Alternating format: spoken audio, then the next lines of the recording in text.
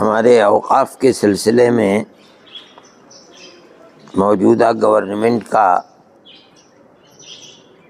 نظریہ صاف نہیں تھا، اور وہ ہمارے آباء و اجداد اور بزرگوں کے وقف کردہ زمینوں کے اوپر قبضہ کرنا چاہتی تھی، جو دستور کے خلاف ہے۔ آئین نے ہمیں جو حق دیا ہے مذہب کی حفاظت کا، تو اس بات کو سمجھنا چاہیے کہ وقف زمین اور وقف جائیداد مذہبی نقطۂ نظر سے مسلمانوں کی اپنی زمین ہے، اپنی چیزیں ہیں، جن کو وقف کرنے والے کی منشا کے مطابق اس کو خرچ کیا جائے گا۔ وقف ایک مذہبی مسئلہ ہے۔ ہمارے آقا حضرت محمد صلی اللہ علیہ وسلم جب ہجرت کر کے مدینہ منورہ آئے ہیں مکہ معظمہ سے، تو سب سے پہلے وہ مدینہ منورہ میں نہیں آئے، بلکہ تھوڑے سے فاصلے پر 3-4 کلومیٹر کے فاصلے پر ایک جگہ ہے قباء۔ حج میں جانے والے لوگ جانتے ہیں، آپ سب سے پہلے وہاں جو عمرو بن عوف کی اولاد وہاں مقیم تھی، آپ نے وہاں قیام کیا ہے چند روز۔ سب سے پہلی مسجد وہاں بنی ہے جہاں آج وہ مسجد ہے۔ یہ ایک شخص کی زمین تھی جس کا نام تھا کلثوم ابن الحدم، اس کی زمین تھی، اس کو خریدا، اور خرید کرنے کے بعد آپ نے وقف کیا اور وہاں پر مسجد تعمیر کی گئی، جو آج تک مسجد ہے، اور روزانہ 50,000 آدمی اس مسجد میں جاتے ہیں اور نماز پڑھتے ہیں۔ وہاں سے چل کر کے آپ مدینہ منورہ میں پہنچے ہیں، جہاں آپ اونٹنی کے اوپر سوار تھے۔ لوگ آپ سے جگہ جگہ کہتے تھے کہ یا رسول اللہ آپ ہمارے یہاں ٹھہر جائیے۔ آپ فرماتے تھے اونٹنی کو چھوڑ دو، یہ جہاں ٹھہرے گی، جہاں بیٹھے گی، وہی میری جگہ ہے۔ وہ جس جگہ بیٹھی آپ وہاں اترے۔ کہا جاتا ہے کہ وہی جگہ ہے جہاں آج مسجد بنی ہوئی ہے۔ یہ بھی ایک چھوٹا سا میدان تھا جو 2 بھائیوں کا تھا، سہل اور سہیل ان کے نام ہیں۔ نبی کریم علیہ السلام نے اس زمین کو ان سے کہا کہ ہمیں دے دو۔ انہوں نے کہا یا رسول اللہ ہم نہیں بیچیں گے، ہم مفت دیتے ہیں۔ لیکن نبی کریم علیہ السلام تیار نہیں ہوئے۔ آپ نے حضرت ابوبکر سے فرمایا کہ اس کی قیمت دے دو۔ اس کی قیمت کو ادا کیا گیا، زمین کو وقف کیا گیا، اور آج تک اس زمین کے اوپر مسجد ہے جہاں کروڑوں آدمی ہر سال نماز پڑھتے ہیں، اور روزانہ وہاں 10 لاکھ کا اجتماع رہتا ہے۔ اس لیے اس چیز کو سمجھنا چاہیے کہ وقف زمین اور وقف کرنا، وقف جائیداد، یہ ہمارا ایک مذہبی شعار ہے۔ ہندوستان کے دستور نے ہمیں اپنے مذہب کے اندر آزادی دی ہے۔ یہ ایک بدقسمتی کی بات ہے کہ ملک کا وہ سیکولر دستور جس کے اندر ہر اقلیت کو، اور خاص طور پر مسلم اقلیت کو، اپنے مذہب کے ساتھ زندہ رہنے کا حق دیا گیا ہے، اس حق کو موجودہ گورنمنٹ چھین رہی ہے۔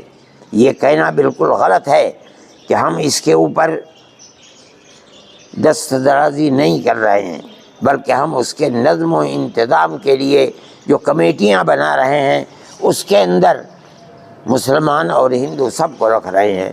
کیوں رکھ رہے ہیں آپ؟ جو ہمارے مذہب کا مسئلہ ہے، ہم اپنے مذہب کے مسئلے کو خود نمٹیں گے۔ آپ کو بنانا ہے، آپ نے وقف بورڈ بنا دیا، اس وقف بورڈ کے اندر جو چیئرمین ہوگا وہ مسلمان ہوگا۔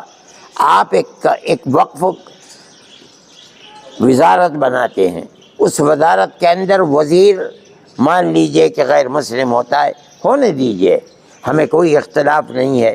آپ بناتے ہیں بنائیے، ہونا تو یہ چاہیے تھا کہ آپ وقف کی منسٹری بھی کسی مسلمان کو دیتے، لیکن نہیں دیتے۔ چلیے، لیکن وقف بورڈ کے اندر آپ کو دخل دینے کے لیے بے ایمانہ کہ آپ اتنی بڑی تعداد کے اندر اس میں غیر مسلموں کو لے آئیں، جو ہمارے اوقاف کو جانتے نہیں، وقف کے مسائل کو نہیں جانتے، وقف کی اہمیت کو نہیں جانتے، وقف ہے مذہبی چیز یا نہیں ہے اس کو نہیں جانتے، وہ لوگ وقف کے اندر داخل ہوں گے تو اس کا مطلب یہ ہے کہ وہ ہمارے اوقاف کو کھا لیں گے۔ اس لیے ہم تو کھلے طور پر کہتے ہیں کہ اگر اوقاف کو اس ترمیم کے ساتھ جس کو آپ لے کر کے آئے ہیں اگر لائیں گے تو اس کا مطلب یہ ہے کہ اس کی مذہبی حیثیت کو آپ ختم کر دیں گے اور ہمارے اوقاف کے اوپر آپ قبضہ کر کے جیسے چاہیں گے اسے تہس نہس کر کے برباد کریں گے۔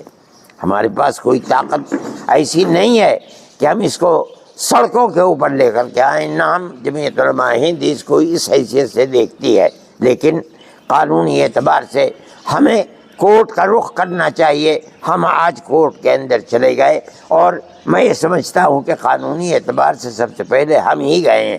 جو لوگ گئے ہیں وہ قانون کو قانون بننے سے پہلے گئے ہیں، ہو سکتا ہے انہیں پھر دوبارہ جانا پڑے، لیکن سب سے پہلے جمعیت علماء ہند اس مسئلے کے اندر گئی ہے، اور ہم جہاں تک لڑ سکتے ہیں قانونی اعتبار سے ہم لڑتے رہیں گے، لڑیں گے۔